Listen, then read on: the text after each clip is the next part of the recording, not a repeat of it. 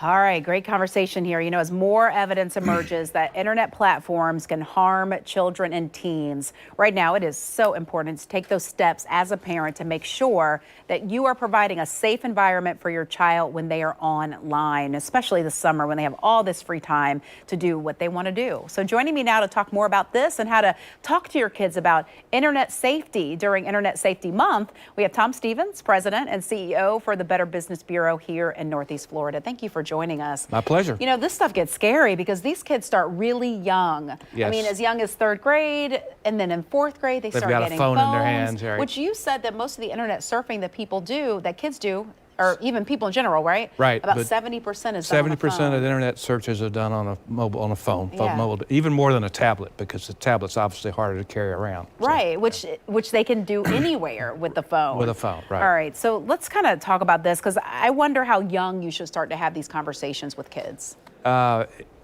As soon as they start having an interest in being on the internet or searching the internet, you should have the conversation with them about the things they need to be careful about. All right, so that's like 4 years old. Yeah. So it's age appropriate. Right, and at that point in time, probably can have a central computer in the house, and you Yes. can monitor it pretty easily. But when they get older, they're going to be doing it on the phone, and it takes a lot more digging to get to it. So what are those basic rules that we should teach our kids and really get them to take this seriously? Because I feel like, Right. you know, with the phone, they feel very flippant. Their friends are doing it. They're just like looking over their shoulders, even if they don't have one. Yeah, the basic things that apply to everybody. Don't give out your personal information to anyone unless your parents authorize it. Don't post photos of yourself on any kind of public website. Be careful about social media. And actually, kids under 13 are not supposed to have a social media account anyway. It's illegal. So don't post photos of yourself. And then the key one is don't ever agree to meet someone out or get together with someone that you've only met online. So those are some key issues. The key things to do. I think that this is where parents really have to take responsibility. I mean, we have to be detectives. You know, this also might not make you the most popular parent, but putting that device in a place that's a common space. And to your point, even the phone, maybe you have a central place that you lay the phone down. Well, and you got to remember that as a parent, you're paying for the phone. Exactly. It's your phone, you own it. You have the right to do whatever you need to do with it, and you need to that needs to be part of the deal with your child. Initially. That I'm going to check your browsing history.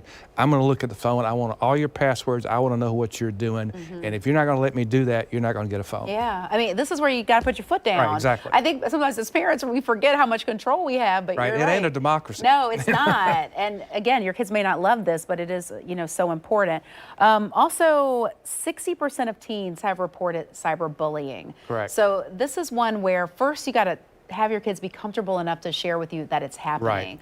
And you can sometimes see warning signs, you know, maybe declining grades or loss of appetite, trouble sleeping, that sort of stuff.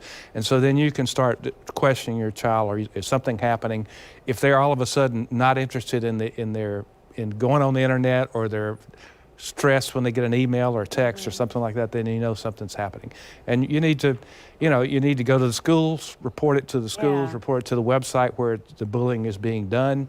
And then even if you can know who the bully is, and if it's local, and get to the parents of the bully and say, look, this is what's happening. Yeah, you got to be in front of it. Right. I love the idea of contacting the school too, like get as many people involved as possible. And that is, again, a bully that's doing it behind a screen. So they're not some big bad person that you should be afraid of. Exactly. It can be addressed. Yeah, and you should teach your kid that don't do anything online, don't say anything online that you wouldn't say to that person in person. Yeah, and that's a good lesson. You know, how would you feel if you found this photo of yourself on a website, or how would you feel if somebody said this about you? Yeah. And if you can teach them that, then it's less likely that they'll forward the bully's message to someone else. Good information. And parents, we might already be behind on this, so use the summer to have these conversations and monitor this every single day. Thanks for coming in. My pleasure.